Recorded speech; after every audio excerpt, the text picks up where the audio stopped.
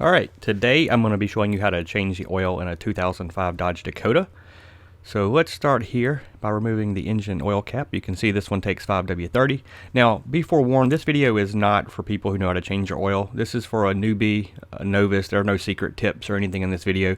Just for someone who wants to know where the oil drain plug is, where the oil filter is, how to change the oil. Maybe someone who's never done it before. This is just one of those videos. So you can see we go underneath the car. I'm going from the front so you can get an idea of where I am.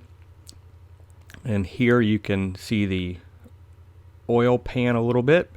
I'm going to need to go on the other side so that you can actually see, get a better view of the drain plug. Now the drain plug on this one is a 13 millimeter. That could vary based on the model you have. So make sure you have some sort of catch pan underneath. Remove the oil drain plug, and please make sure your engine is not hot when you do this.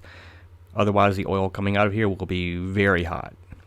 So simply take your oil drain plug out and then let the oil drain out, and I'll fast forward so you don't have to watch that, although watching oil drain out silently might be a pretty good ASMR video, but that's not why we're here today. So let all the oil drain out. I also like to take the oil drain plug and actually wash it with some degreaser just to make sure it's going to seat well when we put it back in, and see if you see any metal fragments on it, which can be indicative of a more serious engine problem. So let all the oil drain out. And again, I'm showing this to you as if you were doing this in your driveway. No ramps or anything else needed. So now let's get to the oil filter. Once again, you're also going to need the catch pan, the oil catch pan, because when you remove the oil filter, it is certainly going to drop a little bit of oil. And be careful your angle. You do not want your face underneath the oil when it decides to come out. So here we can see the oil filter. It is on toward the driver's side, right underneath the front bumper, really. It's pretty easy to get to, I'll admit. I prefer them when you can get to them from up top, but this one's not too bad. So I've just got a little El Cheapo oil filter wrench, and I'm able to break this guy loose. Can't stand people who over tighten their oil filters. Your oil filter should be hand tight, so tighten it no tighter than you can tighten it with your hand. Do not use the oil filter wrench to wrench that guy down. Just tighten it with your hand and then monitor it to make sure you don't notice any oil leaking. So simply remove it by unscrewing it counterclockwise, and a little bit of oil does drip down. And I always like to take a lint-free cloth like a shop towel and wipe around the seating surface on the edge. The new oil filter will have a gasket on it that seats really well. So then just screw your new one back in. Again, no tighter than hand tight. So once you do that, now you are ready to refill. Obviously put your oil drain pan plug back in. So now you're ready to refill it with oil.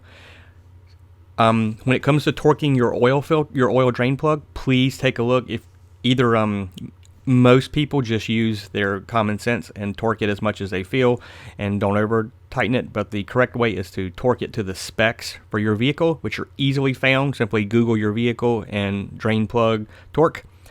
Also, when it comes to refilling with oil, you'll need to pull up the capacities for your engine. The Dodge Dakota, the 2005 I'm on right now, has 3 different engines, and they have different oil capacities between 4.7 and 5.7 quarts. So you'll also need to pull that up. Don't take my recommendation for it. Just Google it. Easy to find how much yours takes. And I always like to start by putting in a quart less oil than it calls for. So if you have a 5-quart vehicle, I put in 4 quarts. Then I check the oil in the dipstick, and I continue to repeat until the oil is in the safe level. Then I like to drive the vehicle around the block, come back, let the engine sit, let the oil drain back into the pan, maybe over the course of 20 or 30 minutes, check the dipstick again and add any oil as appropriate. I'm not going to cover how to appropriately address the dipstick and how to read one. I have my very next video coming up. I'm going to be talking about some tips and tricks on oil dipsticks, even things that people who've been doing it for years may not know. So take a look for that video if you're not sure. All right, hope that helps. Thanks, everyone.